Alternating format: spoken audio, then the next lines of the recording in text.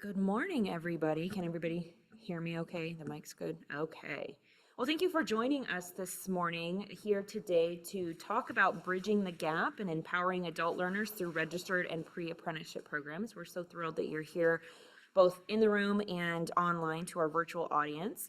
I'd like to get started by introducing myself and my colleagues that are joining me today. So I'll start by introducing myself, and then I'll have Amber introduce herself, and I'll introduce Liz too. But I'll start off with me. My name is Melissa Schrader. I am a director with an organization called Safal Partners, and we are we run what's called the Center of Excellence on Registered Apprenticeship, and so we're here today to talk to you a little bit about pre-apprenticeship, registered apprenticeship, IETs, and how you can take IETs and kind of move them in a pre-apprenticeship direction. So we're going to talk a lot about that today, but before we get started, I'd like to introduce, for those folks who are joining us virtually, my colleague Liz Pizarchik. She's handling our online chat, so you'll be seeing some engagement from her there. And I'd like to have Amber step over and introduce herself as well. So good morning, both folks that are here and also online. My name is Amber Gallup. I'm the Director of Adult Education in New Mexico. But I also have a lot of experience actually in apprenticeship and pre-apprenticeship. I used to work in construction labor unions in their apprenticeship programs, teaching the language of the trade, and then later doing instructional design in both construction labor apprenticeship programs, labor-based apprenticeship programs, and later in healthcare labor pre-apprenticeship programs. And I'm a researcher with the University of New Mexico in apprenticeship design as well. Wonderful. Thank you so much. We're so glad to have you join us today. And Amber's joining us as an advisor to the Center of Excellence. So she provides us assistance with her level of expertise in a lot of the work that we do, particularly around engaging adult learners. So we're thrilled to have you here with us today. I'm also sorry, the folks online are seeing your presenter view. So I don't know if there's a way to adjust that, but happen to be more. Good to know. There's a tab at the top where you can switch the views. Oh, right. It wouldn't be a day without technical difficulties. Thank you for flagging that, Liz. There's Lauren.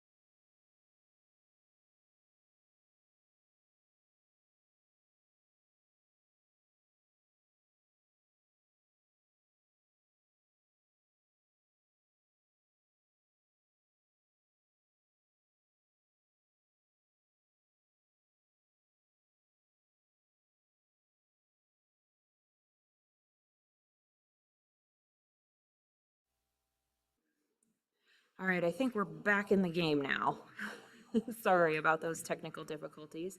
And Liz, let me know if any other issues arise for our online audience. But so we'll go ahead and get started.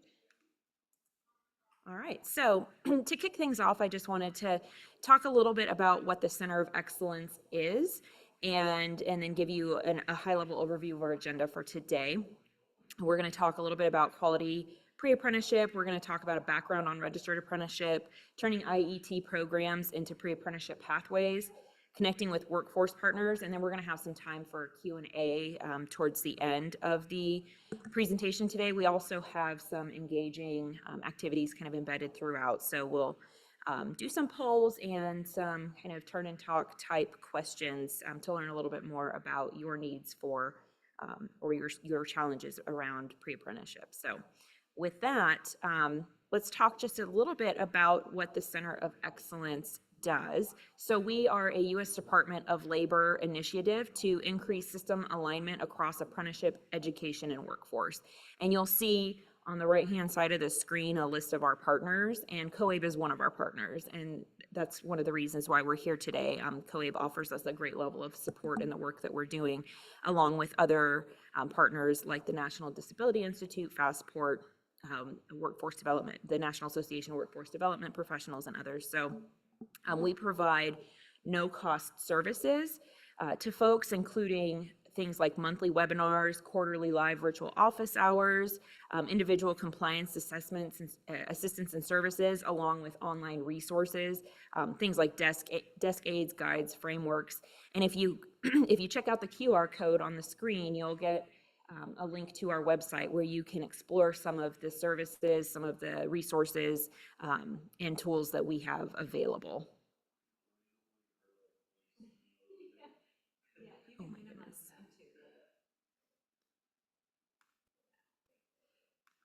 My apologies. And you're seeing this thing too.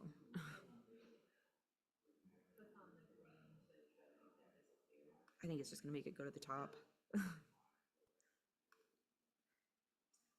All right, well, we'll move ahead. Nothing like technical difficulties. All right, so to get us started today, for those of you online and those of you in the room, we wanted to assess your knowledge around registered apprenticeship. And so we have three categories by which you can assess yourself. The first being basic. So basic, I don't know what it is, like I don't use it, I have no experience with it. Intermediate would be I understand it, I've maybe worked with it at some capacity, I feel comfortable talking about it. And then expert would be like I've worked in registered apprenticeship before, I have extensive knowledge, I understand program standards, recruiting, and so on. So what we would like for folks to do is to take this Mentimeter poll, and I can pull it up real quick, I think. If I can move this guy.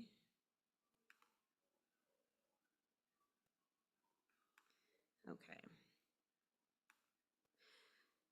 So we'd like for you to take this Mentimeter poll, and it's going to think for a second, and just give us your response on your current level of registered apprenticeship knowledge. And so we got some results rolling in. So right now we're 60-40 split between intermediate and basic. Nobody's expert, that's okay. Yeah.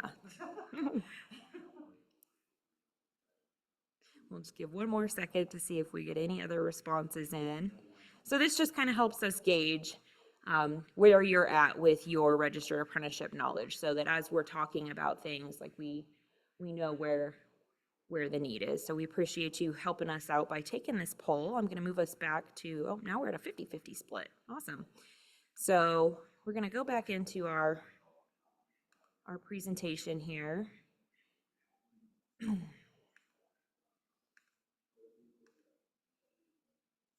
Nope, it took me back into the mode I didn't want to be in.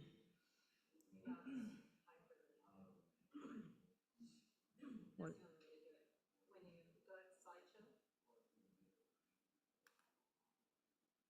Oh, gotcha. Okay. And it took me back to the beginning. Okay. So I'm going to hand it over to Amber to hopefully not have any more technical issues and to talk a little bit about what is registered apprenticeship. So Amber, come on over. Okay, so we already saw that folks online and here were about a 50-50 split between having a very basic knowledge and having more of an intermediate knowledge, right? So we'll spend a little bit of time on this, but for those who are more, who are a little more advanced, not belabor it. But I think that it's important to review some of these key features because I don't know if you've noticed this, but sometimes when people talk about apprenticeship, the definition is a little bit loose. It's such a buzzword right now. People are very excited about the idea. When explains apprenticeship to someone, they get excited about the, what they can recognize almost immediately as a wonderful learning model, but they may not realize all of the required components that go into registered apprenticeship, which is what we're talking about today. So really, it's a time-tested model of job workforce development, job preparation, and there are several key components. Number one, you have on-the-job learning, or OJL, and that is paid. Typically, not only is it paid, but there are structured wage increases throughout the course of the apprenticeship program. So you can depend on the fact that as you go and develop your skills, you'll make more money, which of course makes sense. There's also a required component of mentorship and coursework. We call that related instruction, or RI. You may hear me say RTI a few times because that's how I learned it, back in the day, which means related technical instruction, and that was the acronym they used to use, but now it's more commonly RI. So the RI portion is exciting from the adult educator's perspective as well. That is the part that people are taking courses outside usually of the, the day-to-day job experience. So you've got the on-the-job learning, and then you also have this coursework, these classes, usually, usually in a classroom. It's more of a typical a more traditional classroom environment often, although probably with a lot of hands-on work. And in that situation, adult education sometimes comes in to provide some element of that, sometimes all of it in rare cases for registered apprenticeship. And it's also the place where adult educators can provide the most value, right, in a registered apprenticeship program. And then, of course, there's also, I think I mentioned mentorship, but it's important to note that the on-the-job learning should always be with an experienced mentor or journeyman on the job. And as I mentioned, as skill levels increase, so do wages.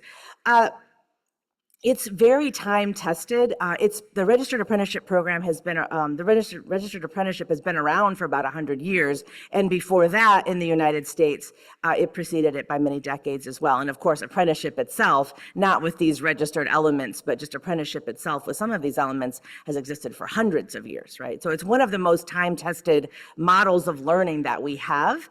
So the excitement around it is really justified. I think another really exciting thing about apprenticeship now, registered apprenticeship, is that it's really expanding, right? We used to think about, well, what is the field that we would normally associate with apprenticeship? If it's the first thing that comes to mind. Yeah, construction, the building trades, that's the most common. Sometimes people might say some sort of, fabrication or, industry type of thing, but typically we think of the building trades. But now we've got registered apprenticeship in all sectors. It's been increasing rapidly for years now. We have it in healthcare. That's one of my areas of expertise. You can see all sorts of registered nurse, certified nursing assistant, medical assistant, many other phlebotomy tech, many other healthcare fields, cybersecurity, info technology, education now, which is really exciting. Some states are doing all sorts of entry level, so people who are already paraprofessionals, who would not be able to afford possibly, or don't want to afford going to a college to get a teaching degree, can instead work through the apprenticeship model to become certified. It's a great way to address shortages in a state, for example, which is why it's one of the reasons it's expanding so much. Transportation, financial services even, hospitality, energy, apprenticeships in like solar and wind, for example, very exciting, engineering, telecommunications. So really a lot of different sectors it's starting to grow in, and the number of apprentices and sectors is increasing pretty rapidly. We mentioned already some of the core components of RA. A couple more that I want to mention is the fact that it's industry-led. It's very important that we focus on the connection to the employer anytime we're talking about registered apprenticeship, or in this case, pre-apprenticeship. One of the things that I have seen over the years in adult education that is something we have to really guard against is the idea in adult education, when we're designing pre-apprenticeships, that we design these pre-apprenticeships, and then after they're all designed, we look for a good apprenticeship for it to to move into. That's something you still see quite a bit in adult education. It's something, and also in community-based organizations.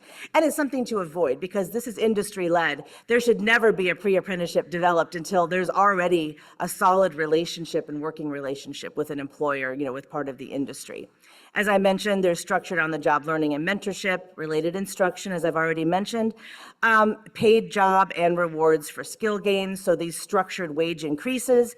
And then finally, the thing that everyone is looking for, by the end, you come out with this national occupational credential. We often say, and I think we've removed it from these slides, but we've often said, and this is something you'll see a lot, that it's portable. And that's true. Once someone gets one of these credentials, you can take it all over the country and it will be recognized. So it's extremely valuable. But the reason I sometimes don't like to mention that is because one of the big strengths about registered apprenticeship is that when people become part of a registered apprenticeship, when they become apprentices and they work through, there's one of the reasons that employers invest in it so heavily is because it creates this pool of workers that are very loyal to the company and loyal to the industry, right? They really know it inside and out. They've learned while they're working, and so they often stay where they go. There's very high retention with registered apprenticeship, which is another reason for why people stay with it so long. There's been, like I mentioned before, there is a growth in registered apprentices throughout the country. And one of the biggest areas of growth is actually in the 16 through 24 age group. So as you're developing pre-apprenticeships in adult education, it's nice to know that this is happening because this is a pool of folks who might benefit from access to youth apprenticeships after they have completed their pre-apprenticeship, or you've designed a pre-apprenticeship to assist them in moving through. As you can see, numbers are growing pretty rapidly just in the last 5 years.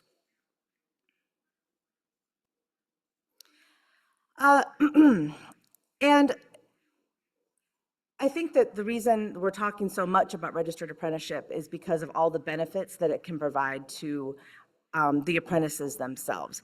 And this also is true for our students as well. Normally, our students need a little bit of a boost, right? They need to earn their high school equivalency before they're even going to be allowed into an apprenticeship program. They may need to improve their English language proficiency. And once we're able to design these pre-apprenticeships that give them access to apprenticeship, there's a lot of benefits for the particular population that we serve, okay? So number one, it provides a career pathway that has opportunity for moving back into college at any point from the career. Sometimes apprenticeships will give you what do you call it? Like give you credits, right, towards a particular degree. And sometimes they will allow you to move back in and to continue to move up through the career pathway in the college or community college environment as well. One of the big benefits we've also seen is that for folks who are low income, this provides an excellent way to get an education because you are, earning while you're learning. you earn family supporting wages, especially as you move up through it. It's a major driver of economic mobility. There are, 94%, like I mentioned, retention, 94% of the completers are retained afterwards. And you get a very valuable credential after you get done. So for all of those reasons, it's one of the best learning models for the adult education populations that we serve, if we can manage to get them access to it. Oh, I'm hitting the wrong button. Okay. So because adult education is really focused on helping people access these positions, we're going to talk now about quality pre-apprenticeship programs, which we are often able to design in adult education. All right. So what is pre-apprenticeship? So you've heard Amber talk a lot about registered apprenticeship, a little bit about pre-apprenticeship. So pre-apprenticeship is a program or a set of strategies that are designed to prepare individuals for entry into a registered apprenticeship program. They can vary in scope and length. They aren't as rigid with requirements as necessarily your registered apprenticeship program could be, so there's a little bit more flexibility there. But generally they include things like basic skills training, academic skills remediation, and industry awareness. So you could fold in basic literacy training into pre-apprenticeship programs, along with building occupational awareness, industry awareness, things like that. And so completers may also be afforded preferential consideration for direct entry into a registered apprenticeship upon completion of that pre-apprenticeship program. So, and their coursework could be, they could apply that coursework or experience towards RA program requirements through CPE and CPL, so continued professional education. Another thing to think about with pre-apprenticeship is that it is well aligned with CTE. So if you're working with younger students, I know Amber shared some data on the younger population. If you're working with younger students who are involved in CTE, pre-apprenticeship aligns really well with CTE as well. They kind of followed the same trajectory in terms of work-based learning, getting that occupational experience and knowledge, but also building up their basic skills to enhance their abilities to perform in the workplace. And so we just wanted to share this information to get you thinking about ways that you could engage, different populations possibly, and just to talk about how well aligned CTE can be with pre-apprenticeship. Some of the components of quality pre-apprenticeship include, like I said, the foundational skills building. And so this could be educating your students in communication, teamwork, problem-solving abilities, and any type of basic technical training that could support them in their future work. It includes things like career exploration and foundational training, so exposing students to various career pathways while also developing those technical skills.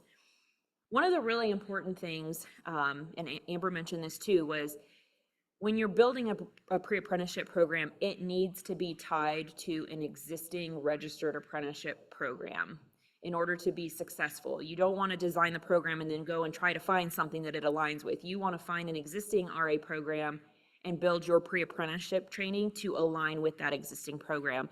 And it's really important to have formalized agreements when you're doing that. Formalized agreements will help provide completers with preferential direct entry, ability to apply coursework to RI requirements. So some of the coursework that they did in their pre-apprenticeship could be used as basically for credit in their registered apprenticeship.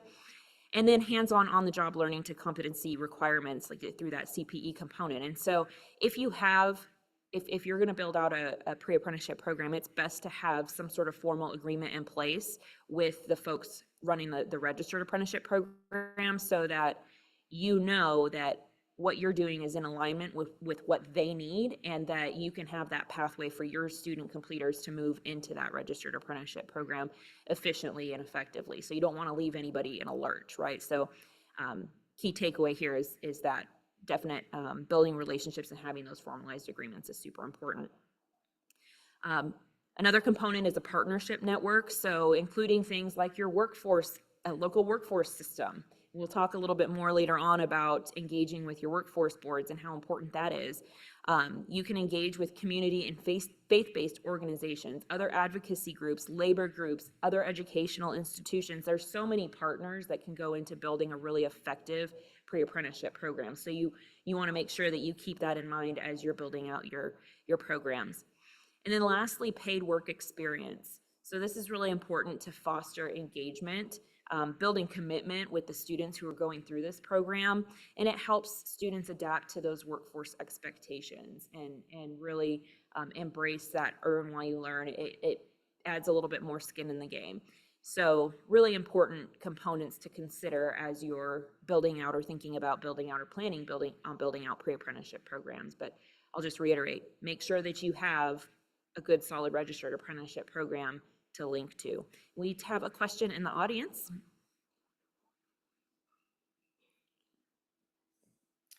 I was just wondering, is the paid work experience usually covered by the employer? Yes. Okay, Yes. because Good. that's where it gets difficult.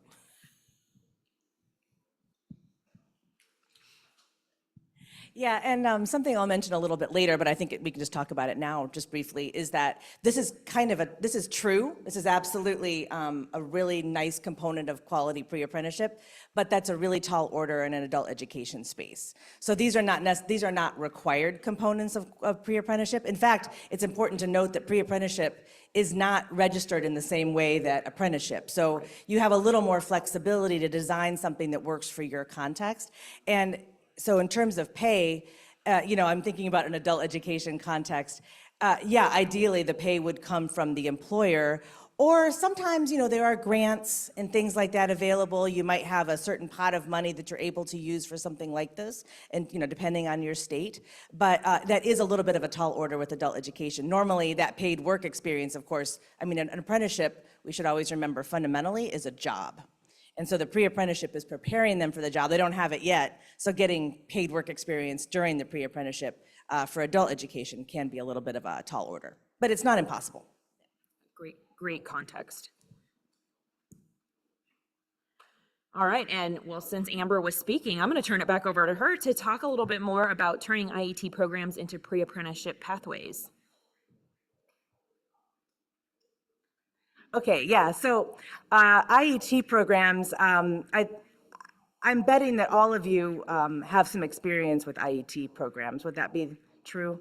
At least the ones that are in the room? Yeah, okay. So IET, let's just start from scratch there. So you're an adult, thinking about the typical situation, you're an adult education program, you know about an existing registered apprenticeship program that you want to connect your students to. But right now, your students don't meet all the requirements, or to enter the apprenticeship program, or they would experience some difficulties once they're in it. Like they wouldn't be able to thrive necessarily because they don't have the skills necessary. We can design an IET, or integrated education and training program, as a pre-apprenticeship program. Basically, all of the components that, as we know pretty well, are required for an IET program are some of the building blocks of a quality pre-apprenticeship program. So the very first thing that we say you should do when designing the pre-apprenticeship program, designing the IET as a pre-apprenticeship, is to identify and then engage the industry partners for the already existing registered apprenticeship programs. That's really the very first thing. So, and in fact, I would say that if you're already familiar with the IET model, this is basically the only additional piece that's really required, changing an IET to a pre-apprenticeship. There are some other things that are really good to have, but as long as you've got that strong relationship, MOU, and engagement with the registered apprenticeship program, that's the missing piece from IET and pre-apprenticeship. So you identify them, probably if you're in your community, which registered apprenticeship programs exist already. But if you don't, there's ways to locate them within your area. You can also identify different supportive services providers in the communities that the community that can help you advertise and then also build this program. Often, well, just thinking about the folks in the room, in addition to the pre-apprenticeship opportunity, probably what are some things that adult education students would need in the pre-apprenticeship in order to be able to, stay in the pre-apprenticeship? Any thoughts? Okay. What are some of the things that, if you think about the students that that are entering a workforce program like this, in addition to just instruction, what would be some additional things they might need in order to stay in the program? I'm thinking of like some soft skills, so adding those kind of components into it. Okay, yeah, absolutely. Yeah, I'm the one that's having probably the toughest time creating this, turning an IT into a pre-apprenticeship, so. Absolutely, yes. If you can repeat, the folks online are saying employability skills and digital skills. Ah, great. Okay, yes. Employability skills, digital skills, thank you. All of those things, soft skills. Yeah, absolutely. Those are all things that should be incorporated into the pre-apprenticeship program. And I'm sorry, I think I probably jumped a little early. Oh, yes, another one. Yes. Another one, work gear and tools. Oh, yes, great. Absolutely. Work gear and tools. Yep, absolutely. All of those things are important. And so, and speaking of work gear and tools, and some of the other things that you mentioned as well, local community organizations can help provide some of these things. People have curricula, people have tools, people have funding for those types of things. And so designing an IET as a pre-apprenticeship usually involves not only engagement with the employer, but also some contact with the organizations in the community that can help this be successful. And actually, I'm really glad for all these answers. And what I was just looking for was like some of the wraparound support services that are needed, right, in the community. So childcare, transportation, food assistance, things like that, that a lot of our students will need in order to be successful. These programs can be IET programs can be longer and more rigorous than our students are used to participating in sometimes. And as we know, some of our students are living in a way that if one thing happens, right, then they lose their ability to persist and complete that program. Okay.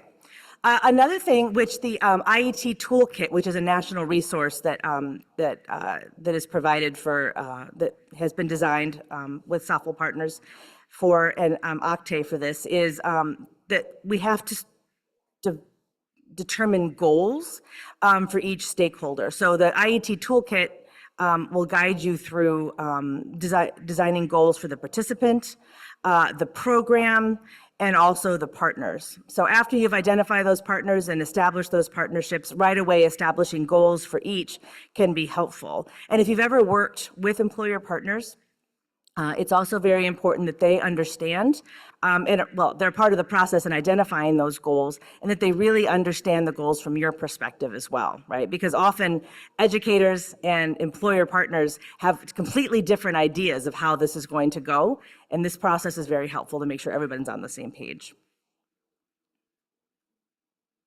Okay. Another really important element of a pre-apprenticeship program is trying to align your IET curriculum with the standards in the apprenticeship, with the outcomes that we're looking for to help them get into the apprenticeship program. Now, I think one common misconception or like a nuance I think we can think about a little bit, at least I've seen that in designing pre-apprenticeship programs, is that people might think your IET program has to have the same curriculum as the Registered Apprenticeship program. And I would submit that that's not exactly the case, right? What we're doing is preparing them with the skills and abilities and the resources to, when they're finally accessing the apprenticeship program, they're prepared and ready. So that might be a little bit different. It's very important to find out what the apprenticeship standards are, what the entry requirements are, and what they need to be able, the skills they need to be able to have so that they can succeed within it.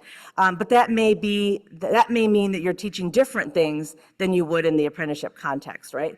So you can make sure, you can find out what the foundational, technical, and academic and employability skills are, right? And make sure that your IET curriculum includes those. You can find resources in order to help people understand the industry that they're entering. So for example, if they're trying to enter a healthcare field, you'd be able to collaborate with employers and others in order to help them, in order to help you design the instruction, and also to give folks that real world experience that they might need.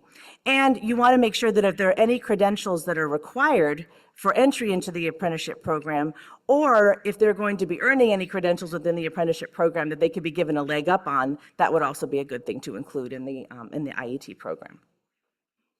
Any questions on that? Yes.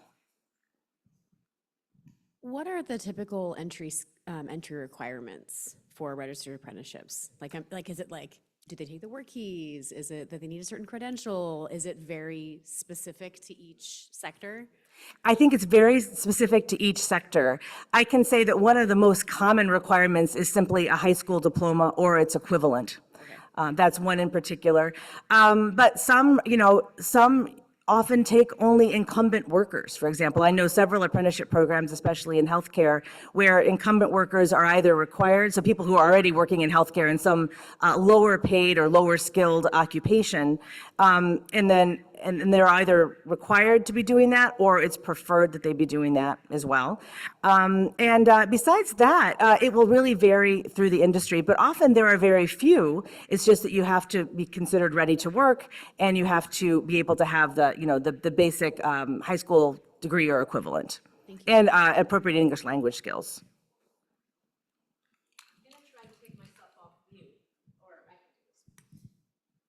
I would also add to that, that is why you want to talk with that registered apprenticeship program sponsor so that you're developing your pre-apprenticeship to prepare them for those skills.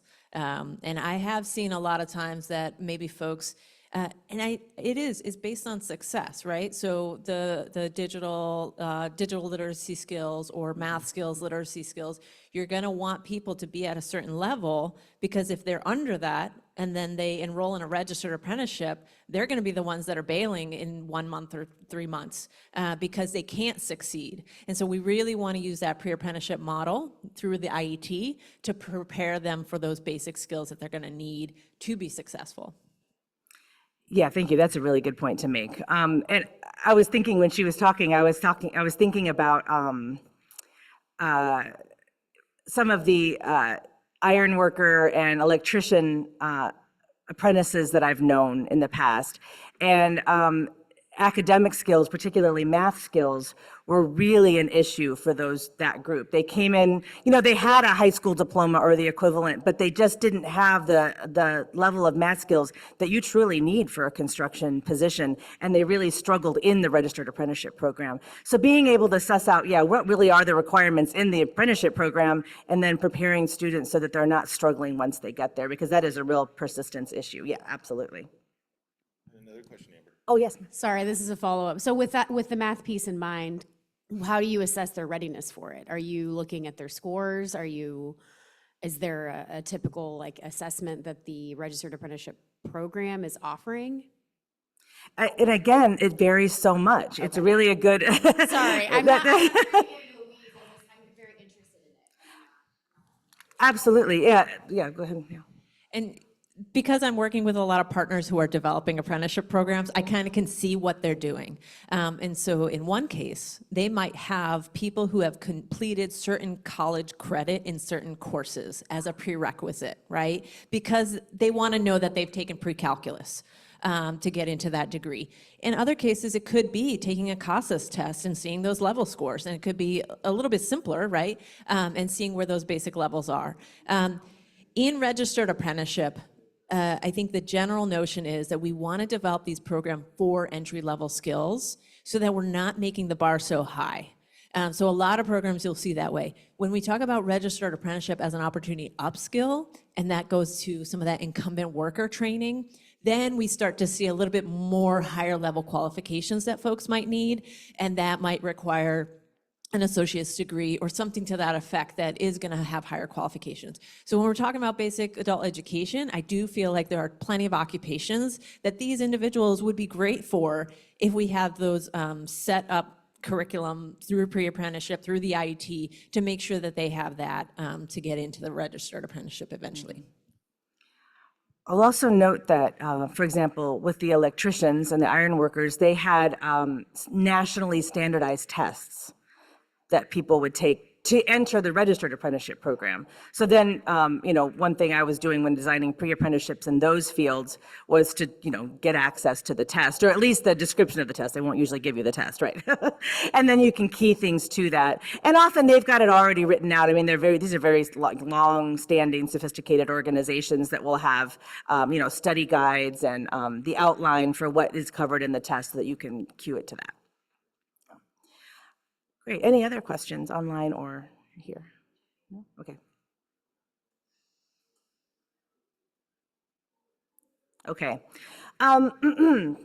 Another way to make sure that these IET programs are successful in preparing people for the jobs is to embed on-the-job learning opportunities as much as possible. Like I mentioned, this can be tricky in an IET format, but there are still ways to do it, right? There are ways to incorporate parts of the on-the-job training that happens in the registered apprenticeship program into the IET program in different ways, whether it be a shadowing day, some time watching. Depending on the industry, you may not be able to actually do the work. For example, in healthcare, even when you're in the apprenticeship program, you're not licensed yet, so you can't actually do the work that your mentor is doing, but you can be along with them doing other things that are allowed until you're able to actually have that certification and actually work with the patients. So it's going to depend on the industry, but there are different ways that you can be able to incorporate this.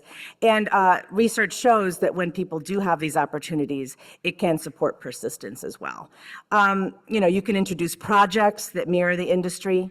You can do short-term hands-on training on site instead of in the classroom, for example. And you can track the on-the-job training related work experience and competencies, and then be able to map those to the registered apprenticeship program requirements. So if people have had an opportunity to do some of these things in the context of the program, they can have some sort of a portfolio to then show that, look at these experiences that I've had, look at these skills I've been able to develop. If it's possible, it will really depend, I think, on the industry and the context. You also want to try to implement some sort of pre-enrollment process for the registered apprenticeship programs. So one thing that we tell people to do almost always is to create some sort of an agreement with the registered apprenticeship program that you're working with, that, hey, if we complete these IETs, here's the curriculum we developed together, here's the experiences that we've created together. If the student is able to get all the way through this, then what kind of preferential access are they going to have to the registered apprenticeship program, right? You can have participants complete some sort of assessment that is similar to the assessment that they will have to take when they enroll in the registered apprenticeship program. You can do warm handoffs where you meet with the people who are involved in the apprenticeship program, present your candidates and say, listen, this is what this is what they've accomplished. This is everything that they've done. Here's their portfolio of experiences that they've had. We'd like to present you with this applicant, right? You can definitely coach people through doing this. That's a really good idea to do as well. You can, verify that they've, done these skills, and you can also connect the pre-apprentices with some of the supportive services that they're going to need once they enter the apprenticeship program. This is something that I think is harder also in an adult education context to affect. But once you get there, once you're able to do it, it can have a big impact on their retention and completion of the apprenticeship program. So usually adult education funding can't be used to support people who are not in adult education programs, but that's where your community partners come in and the grants you've been able to access. If you're able to continue to provide those supportive services or to work with the employer or labor union or whoever's sponsoring it to do that, you can really improve the retention for your students. Because just like when they were in adult education and one car breaking down or one kid getting sick will scuttle their ability to participate, that doesn't go away once they get into the apprenticeship program. So wraparound services really have been found, again, by research to be absolutely key. Okay. Did you want me to facilitate this? Okay, all right. So we'd like to do a reflection and sharing activity now. I think that, okay, here's what we'd like you to do. First of all, we'd like you to talk about what are you doing now or hoping to do with IETs and pre-apprenticeship. So a little discussion about your own context. What's one challenge you're facing in implementing those programs, one success that you've had, and any next steps that you want to share with a partner. Because there are so few of us, I think maybe online, we'd like to ask folks who are online to just reflect on this individually and then write their answers in the chat.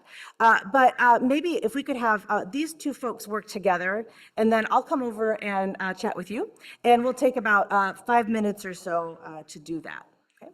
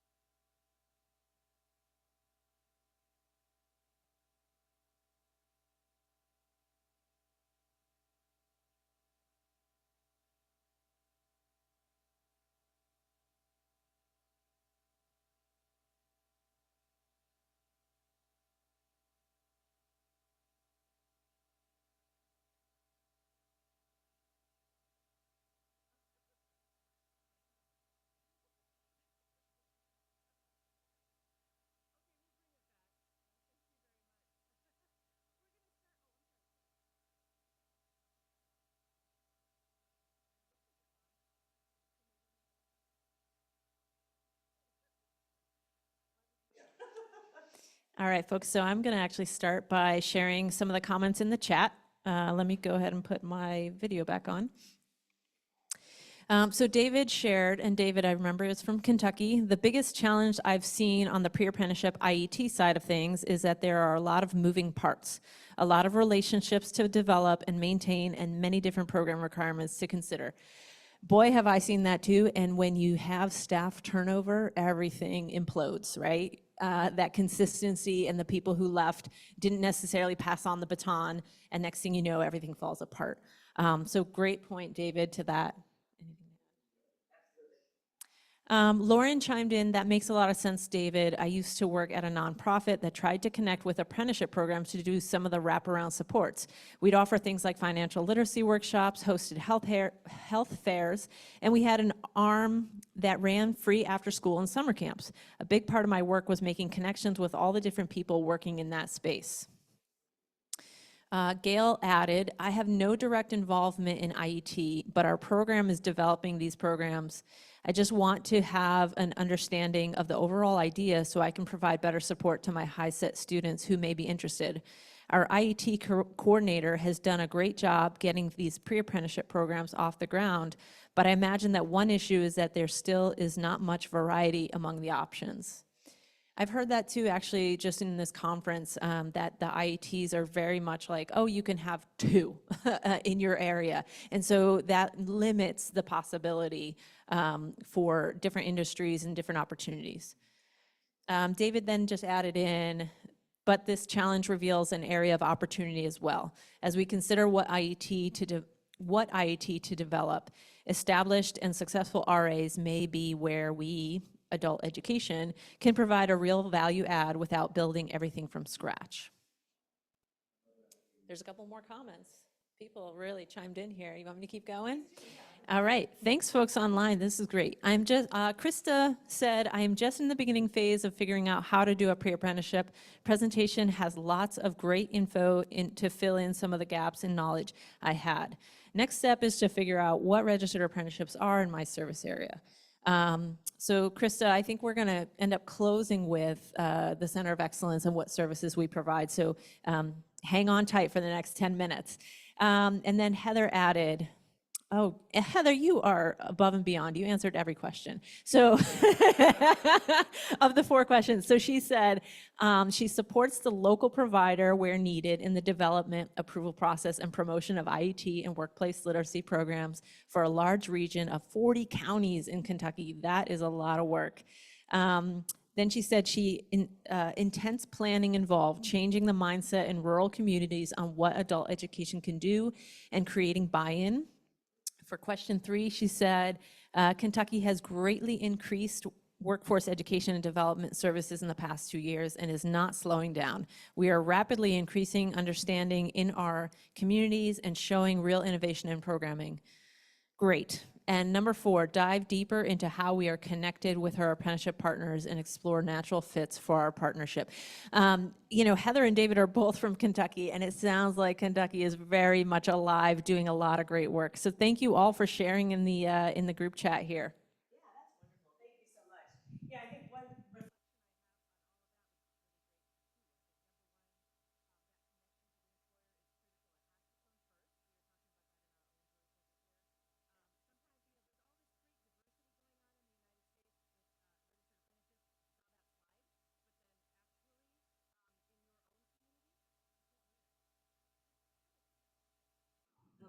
No? There we go. Oh, gosh. It's a brighter green light now. Okay, thank you. I was going to say, just really quickly, before we move on, that that relationship with the employer is critical. There's a lot of diversity in registered apprenticeship industries now, like I mentioned in one of the initial slides, but those may not exist in your community. So it's first deciding what those are, identifying what those are, and then seeing if you can develop a relationship, and then you would start developing that pre-apprenticeship or IET if it's needed. Remember, you may have some great apprenticeship programs in your area, and they may have waiting lists and just are not looking for new apprentices, right? And that's something to identify as well. Just because it exists doesn't mean that it's a good thing to try to develop access to for our students if the students are not interested in it or they already have enough apprentices as it is. And then the second thing I'll note is that One thing I heard in a workforce convening I was at earlier in this conference, which really resonated with me, is that we need to get employers to understand that adult education is not a social safety net program, it's a workforce development program. And right now, we're seen as, kind of a secondary social safety net program, social services, and as a result, they're just really not interested in us, but that's not what we do, right? Great, okay, well, I want to go ahead and transition back over now. I'm going to transition now. All right, let's see if we can get this going. Okay, so we're going to talk about in engaging with your workforce boards and how that's kind of a key ingredient in this mix. And so we have another poll. So you can go ahead and hop on over to Menti and we'll get on board with this poll. And let me see if I can.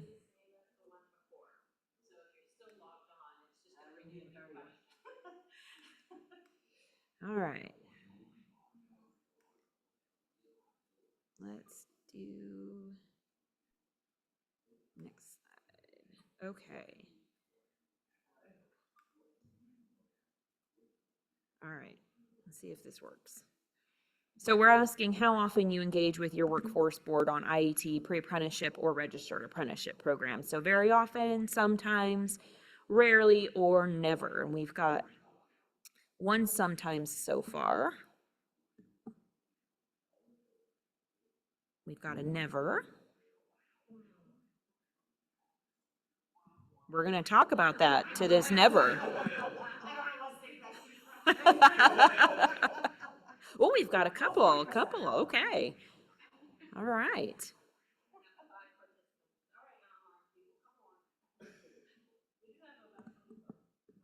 Okay. Just give another second for maybe some of our online participants to punch in their response. But so far we've got sometimes and we've got some nevers, no very oftens and no rarelys. All right. Well, we've got just a few minutes left in our session together. So I'm going to go back to our presentation here so we can talk about how important engaging with your workforce development board is in helping get this work completed. So now, sorry guys, this isn't how I wanted this to go. We'll get there. Okay, went a little too far. All right, so how workforce boards can help education providers. So I saw some of you have not engaged with your workforce boards, and that could be a missing component to success in developing a pre-apprenticeship program. So we want to talk about why it's important to engage with those workforce boards to help you all in that mission. So your workforce boards can help provide WIOA individual training account funding to support your apprentices related instruction costs. Okay, so that's one thing. They can help figure out funding sources for you. They can make connections with those employers and sponsors. Being the workforce board, they have a lot of those relationships already. And so if you have a robust relationship with your workforce board, you can tap into their knowledge around where high needs areas are, who is interested in apprenticeship, who has an existing registered apprenticeship program that perhaps you can partner with to build out a robust pre-apprenticeship program with your students. And so making those connections through your workforce board is really helpful. Excuse me. They can host convenings between education and industry, so get the players at the same table to have conversations. They can provide a pipeline of participants too. And so one of the great things about working with your workforce board is that they have access to a lot of the folks who are looking for opportunities and looking for training. So you can tap into that potential as well. You can have your programs added to the eligible training provider list, or the ETPL, and I'm sure that you guys are familiar with ETPL. If you're not, that's the verified basically list of training that is approved for use of, like, WIOA dollars, for example, to pay for training. So if your program's not on the eligible training provider list, your workforce board can help you through the process of getting your training approved and onto that list. And then they can support the development of related instruction curriculum using labor market information that they have access to or industry standards. And so they have a lot of great information that you can tap into and harness as you're preparing to develop an effective program. So workforce boards can help employers and sponsors by providing, again, a pipeline of apprentices. So publicizing registered apprenticeship programs, screening candidates, providing pre-apprenticeship training, connecting them to your programs, right? So if you're on the eligible training provider list, that's an easy connection that they can make there. Providing supportive services. Amber mentioned this earlier about wraparound services, things like transportation, childcare. They can help identify partners who can provide those services to your students and participants. They can provide WIOA on-the-job training contract funding to support a percentage of apprentices' wages. So that's a possibility for funding as well. And then building partnerships with training providers, again, on that ETPL for the related instruction. So utilizing those individual training accounts to pay for all or portion of the related instruction costs for participants. They can help support registering apprentices into your program and implementing or facilitating the registration process into registered apprenticeship programs from pre-apprenticeship programs. And they're also great for being able to host convenings, job fairs, things like that for employers or sponsors who are looking to embrace the registered apprenticeship model. Workforce boards can help community-based organizations by providing education on registered apprenticeships. So kind of doing this, going out and talking about it. What is it? Educating people on the model and why it works, what it looks like, and how they can get involved. Connecting potential apprentices to employers, providing supportive services, again, to those apprentices. Community-based organizations might have access to funds to provide those services, so they could be great to tap into as well. Connecting potential apprentices to other resources available within the community, and then leveraging some of their funding programs that might be able to help provide funding support to get folks through programs. So if you haven't already, it's really important to get to know your workforce board. So your workforce board is responsible for developing sector strategies, which really boils down to priority occupations and key industries in your area. It's going to look different in different communities across each state, across the country. So not every community is going to have the same needs in each occupation. You know, if you go from one county to county in a state, it's not going to look exactly the same. So the workforce board has that information, they understand and can help you in identifying what those priority occupations are, what those key industries are, so that you are working to build programs around those high need areas where you're going to have employers that want to participate, and you're going to have students who also want those jobs. And so being able to make those connections is really important, and they can help you do that. Workforce boards create policies on the job training contracts, which WIOA funds and non-WIOA funding buckets and services can apply to RA. So they have a little bit of discretion in how some of those funds can be used and how they prioritize that. They have funding levels in a fiscal year cycle, which is really important to understand too. If you're looking to set up a program, you might want to consider the fiscal year funding cycle and when funding is going to become available so that you can plan accordingly. They also offer supportive services and can help you identify how those supportive services can map to the needs of your program and the students in your program. They also, again, have that candidate pool. They can tap into youth programs too, like in-school and out-of-school youth. So if you're looking to build out a registered apprenticeship or a pre-apprenticeship program, they can help you with a pipeline of candidates through their existing information and relationships.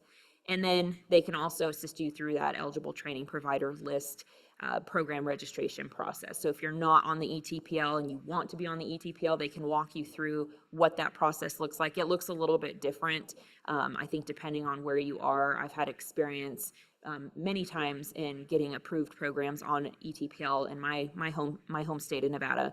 And it's great because then when folks come in and they're approved for training, they have a list of all of the eligible training available to them. We have a question in the audience.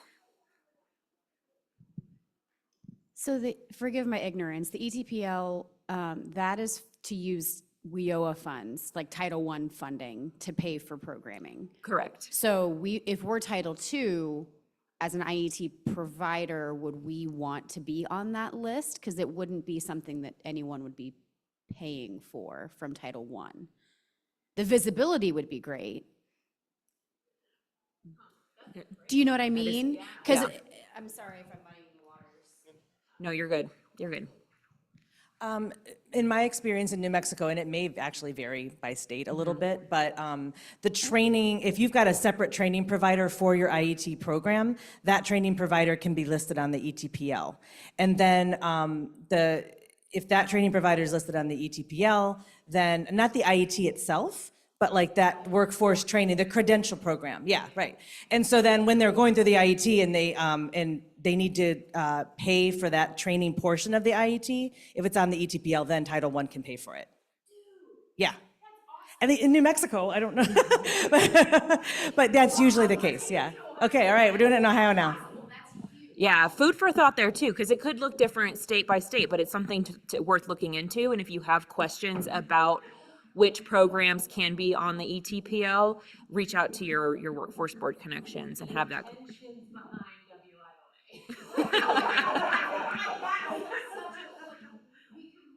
being siloed, that's a beautiful breaking. Yeah, so definitely explore that in Ohio, for sure. Great question. All right, and on that topic, it was a beautiful segue into talking about funding and resources. And so, so this slide specifically is talking about WIOA Title I funding and eligible beneficiaries. So your adult learners, adult or dislocated worker programs, your in-school youth programs, or opportunity youth eligible participant programs. And so for pre-apprenticeship paid work experience, really allowability varies by your local workforce development board's policies. So it could look different, state by state or region by region. So the amount and length of wage reimbursement is determined by their policies. It's generally paid to the provider of the work experience, so generally paid directly to the employer, and likely uses some form of OJT type contracts to be able to do that. Training costs through individual training accounts, usually paid to the ETPL approved training provider, can be used towards pre-apprenticeship training expenses like tuition and fees, books, uniforms, training equipment, supplies, and some of those supportive services that we talked about a little bit earlier. So there are resources to use to be able to help fund your pre-apprenticeship or IET programs to help get students geared up towards joining a registered apprenticeship program. Any questions on anything that we talked about in this session? We're getting ready to wrap up, but would love to answer any last questions or just hear any thoughts that anybody has either online or here in the room.